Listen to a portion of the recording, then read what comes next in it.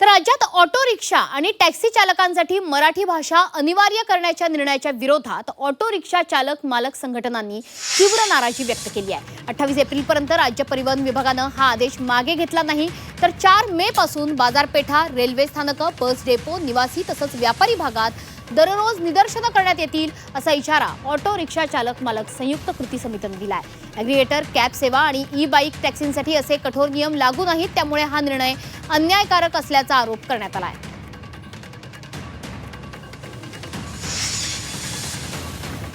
परवाने देताना जर तुम्हाला त्या गोष्टी आणायच्या होत्या किंवा जे काही घ्यायचं होतं तर परवाना देण्यापूर्वी केलं गेलं। आज त्यांनी रिक्षा टाकलेली आहे, गेले 5 वर्ष चालवतोय, कर्ज डोक्यावरती आहे, कुटुंब आहे। अनेक रिक्षा चालक गेले 30 वर्ष रिक्षा चालवतात, अनेकदा त्यांचे परवाने रिन्यू झालेले आहेत। आणि तुम्ही आज या वेळेला जर तुम्ही सांगणार असाल की तुम्ही जर नसेल तर मग सेवा कशी देता, याचा उद्देश काय हा प्रश्न आहे।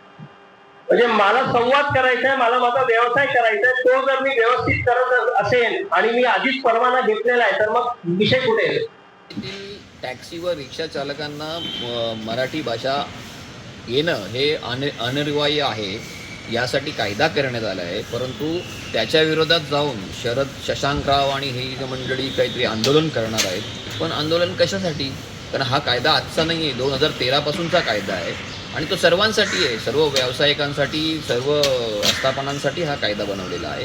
तर मला वाटतं की ज्या राज्यात आपण राहतो त्या राज्याची भाषा यायला हवी, ही काही चुकीची मागणी